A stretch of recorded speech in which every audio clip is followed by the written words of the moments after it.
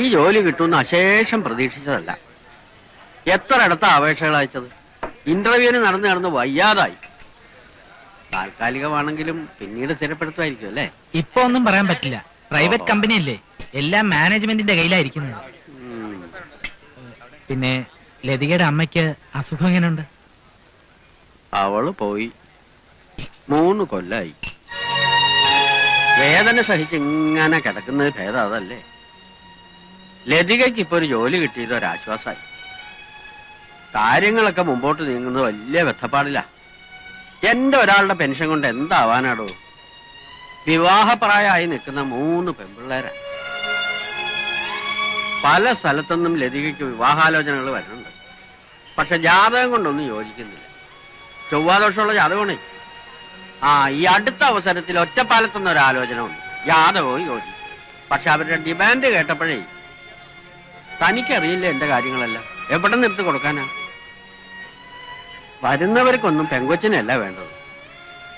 ഓരോന്ന് ആലോചിക്കുമ്പോ ഒരു രൂപവും കിട്ടുന്നില്ല. എനിക്ക് എന്തെങ്കിലും സംഭവിച്ചു പോയാൽ ആവശ്യമില്ലാത്തതൊക്കെ ആലോചിച്ച് മാഷ് മനസ്സ് വിഷമിപ്പിക്കരുത്. എല്ലാം ശരിയാവും. മാഷെ, ബസ് വന്നിട്ടുണ്ട്. പാലക്കാടനല്ലേ? വേങ്ങര സർ. പാലക്കാട്ടേക്കുള്ളതല്ലേ? അതെ കേറിക്കോളൂ. ഉള്ളോട്ട് നിന്നേ. ലതികയോട് കത്തയക്കാൻ പറയാൻ മറക്കരുത്. ഒറ്റയ്ക്ക് ജീവിച്ച ശീലമില്ലാത്തൊരു പെണ്ണാണ്. ഒന്ന് സൂക്ഷിച്ചോളണം.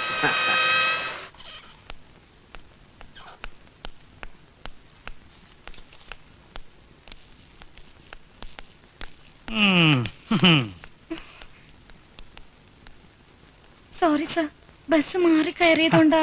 എന്നൊക്കെ പറഞ്ഞ എനിക്ക് മനസ്സിലാവും. എനിക്കും സ്ഥിരമായിട്ട് പറ്റാറുള്ള അബദ്ധമാ. പ്രശ്നം അതല്ല, കുട്ടി വന്നില്ലേ എന്ന് റീജിയണൽ മാനേജർ 3ാമത്തെ പ്രാവശ്യം ചോദിച്ചിട്ട് ഇപ്പൊ ഫോൺ താഴെ വെച്ചിട്ടേ ഉള്ളൂ. ഇന്നലെ പരിചയപ്പെട്ടില്ലല്ലോ. ഏതായാലും അകത്തി എന്ന് കണ്ട് ഒരു ഗംഭീരൻ സോറി പറഞ്ഞിട്ട് പോയി. അയ്യോ സർ, പേടിക്കണ്ട. ചെല്ല്.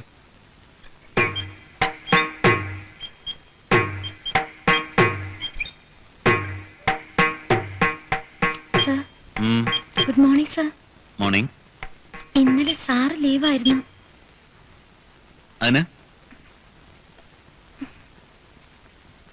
സർ, ഞാൻ ഇന്നലെ പുതിയതായിട്ട് ജോയിൻ ചെയ്ത സ്റ്റെനോഗ്രാഫറാണ്. അതുകൊണ്ട് ഇന്ന് ലേറ്റ് ആയിട്ട് വരണമെന്നുണ്ടോ? അല്ല സർ, ഞാൻ ലേറ്റ് ആവാൻ കാരണം. See, I don't want to hear any explanations. Don't repeat this. ശരി സർ.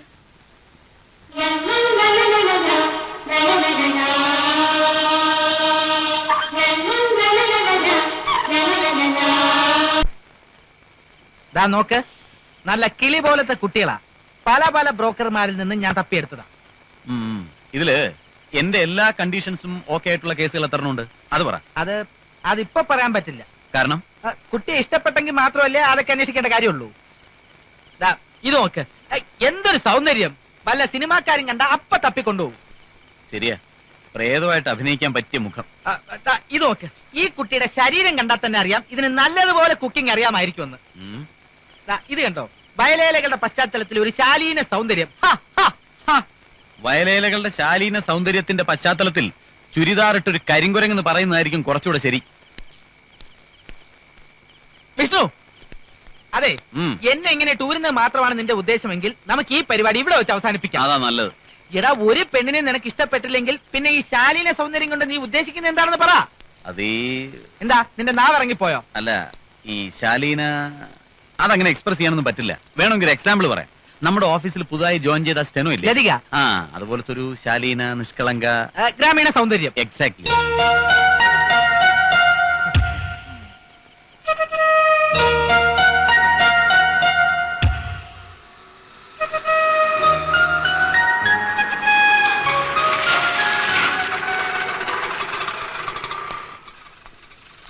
എന്തായി? എല്ലാ വിവരങ്ങളും ഞാൻ ലതികയോട് ചോദിച്ചു. Very good. എന്നിട്ട് ഡ്രൈവിംഗ് മാത്രം അറിയില്ല. അത്രേ ഉള്ളൂ. അത് സാരമില്ല, നമുക്ക് ഈസി ആയിട്ട്. പറയണ മുഴുവൻ കേൾക്ക്. ഡ്രൈവിംഗ് മാത്രം അറിയില്ലായിരിക്കുന്ന ഞാൻ വിചാരിച്ചത്. എന്നാ സംഗതി അങ്ങനെയല്ല. ലതികയ്ക്ക് ഡ്രൈവിംഗ് അറിയില്ല, ഹിന്ദി അറിയില്ല, ക്ലാസിക്കൽ മ്യൂസിക് അറിയില്ല, വെസ്റ്റേൺ ചൈനീസ് കുക്കിങ്ങും അറിയില്ല. പിന്നെ ഞാൻ മനസ്സിലാക്കിയെടുത്തോളം ആ കുട്ടിക്ക് ധൈര്യം എന്ന് പറയുന്നത് 4 അയലത്തൂടി പോയിട്ടില്ല. ഈ വിവാഹം നടക്കുമെന്ന് എനിക്ക് തോന്നുന്നില്ല.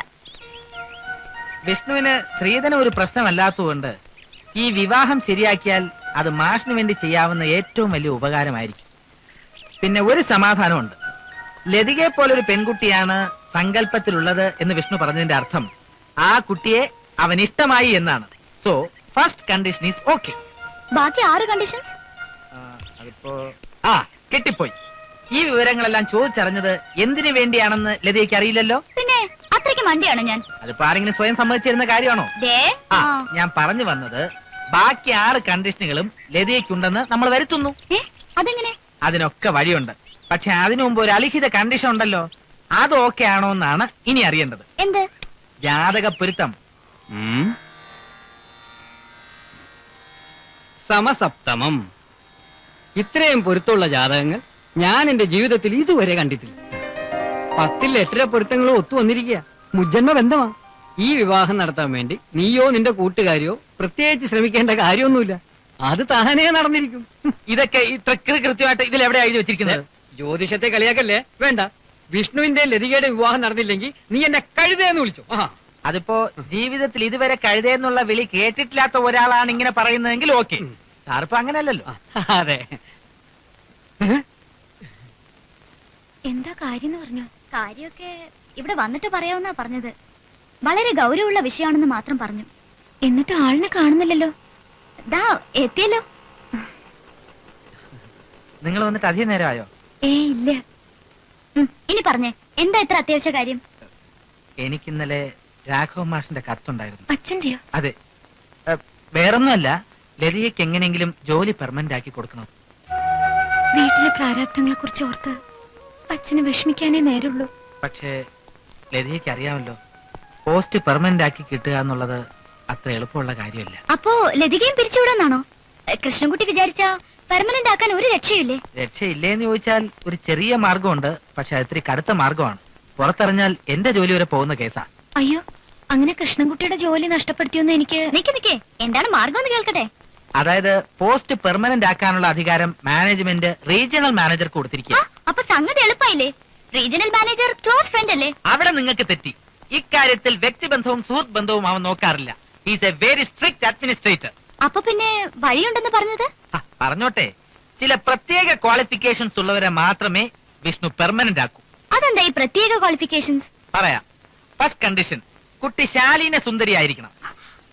അപ്പൊ ഫസ്റ്റ് കണ്ടീഷൻ ഓക്കെ. എന്തു? നമ്പർ 2, എന്നാൽ മോഡേൺ ഡ്രസ്സും സ്യൂട്ട് ചെയ്യണം. അത് ശരിയാക്കാന്നേ. ഓക്കെ.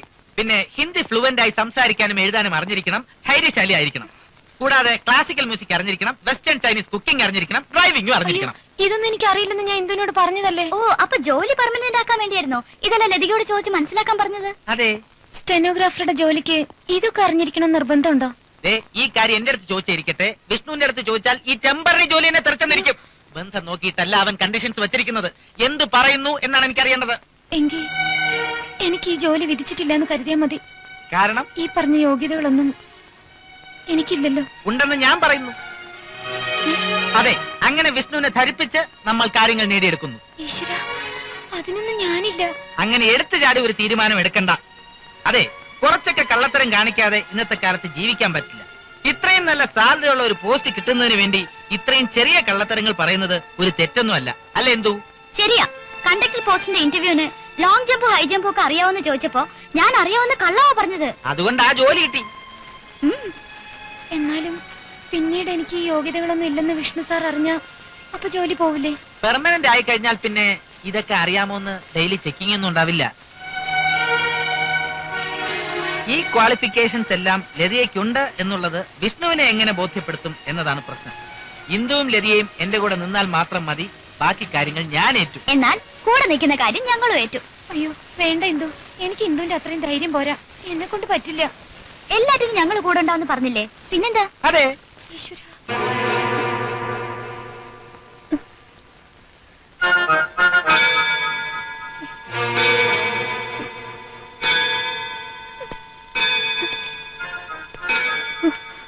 ഇങ്ങനെ അങ്ങ് മേടിച്ചാലോ? ഒരു നല്ല കാര്യത്തിന് വേണ്ടിയല്ലേ. ഞങ്ങൾ പറഞ്ഞു തന്ന പോലെ അങ്ങ് ചെയ്താൽ മതി. വരുന്നുണ്ട്, തുടങ്ങി.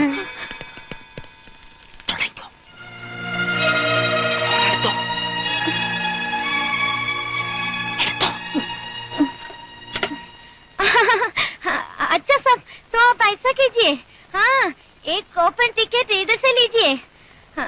24 को सीट खाली है तो हम उस दिन के लिए पक्का कर देंगे. अगर खाली नहीं तो 27 का फ्लाइट पे हम आपको भेजेंगे। हाँ साहब, एक और तरीका भी है। आप 24 को इधर से बम्बई जाइए, उधर से आपको कनेक्शन फ्लाइट जरूर मिलेगा। उसका कंफर्मेशन हम इधर से देंगे।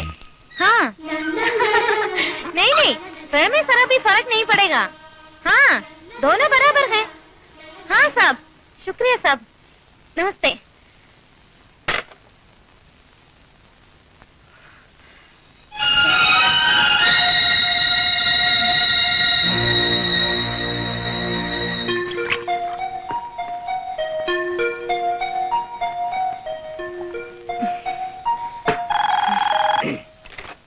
Yes sir, yes sir. എന്നെയോ? എന്നെയാ? ആ എന്താ? ആ കുട്ടി ആരോടാ ഹിന്ദിയിൽ സംസാരിച്ചത്? ഹിന്ദി മാത്രം അറിയാവുന്ന ഒരു കസ്റ്റമർ ഇങ്ങോട്ട് വിളിച്ചതാ. അയാളുടെ കടിച്ചാ പൊട്ടാത്ത ഹിന്ദി ഞങ്ങൾക്കാർക്കും മനസ്സിലായില്ല. എന്താ ചോദിച്ചത്? അല്ല ഒന്നുമില്ല, നല്ല ഫ്ലുവന്റ് ആയിട്ട് സംസാരിക്കുന്നു. അതെ, ഇടുക്കി ഡാമിൽ നിന്ന് വെള്ളം തുറന്നിട്ട് പോലെയല്ലേ സംസാരിച്ചത്. ഡിംപിൾ കപാടിയെ തോറ്റു. ഈ രാഷ്ട്രഭാഷ മതി മതി, പോണം. നോക്കിക്കേ, എത്ര സ്റ്റൈലായിട്ടുണ്ട്. അയ്യേ വേണ്ട, എന്തോ ഒന്നാമത് എനിക്കിതൊന്നും തീരെ ചേരില്ല. അത് സ്വയം തീരുമാനിച്ചാ മതിയോ? ദേ ഇതോടെ ഒന്ന് ഇട്ട് നോക്ക്. ആ ഇപ്പൊ നോക്കിയേ, കണ്ണാടി എവിടെ? ദേ ഇവിടെ ഉണ്ട്. കളിയാക്കല്ലേ, നീ ഒന്ന് ചുമ്മാ എഴുതി. ആദ്യം തന്നെ ഈ പേടി ഒന്ന് മാറ്റ്. ആ ഇപ്പൊ നോക്ക്, നന്നായിരിക്കുന്നില്ലേ? എന്റെ ഈശ്വര, ഇതൊക്കെ വിഷ്ണു സാറിന് ഇഷ്ടപ്പെട്ട പിന്നെ പെർമനന്റ് ആവുമ്പോ ഓഫീസിൽ ഇതൊക്കെ തന്നെ ഇട്ടോണ്ട് വരാൻ പറയുമെന്ന് എന്റെ പേടി. പിന്നെ നീ ഒന്ന് പേടിക്കാതിരിക്കെ. പെർമനന്റ് ആയി കഴിഞ്ഞാ എല്ലാവരും അവരുടെ ഇഷ്ടമല്ലേ? ഇതേ കേരളമാ, ആർക്കും ആരും അത്ര പെട്ടെന്നൊന്നും പിരിച്ചുവിടാൻ പറ്റില്ല. എന്റെ കാലെന്തോ ആവുന്നു. ഒന്നും ആവില്ലെന്നേ. ഇപ്പഴേ റിഹേഴ്സൽ എടുത്തില്ലെങ്കിലേ പിന്നെ ബുദ്ധിമുട്ടാവും. ആ കാലം നേരെ വെക്ക്. ആ നടക്ക്. ആ ഞാൻ വീഴും, പേടിക്കണ്ടതേ, നടക്ക്. വാ.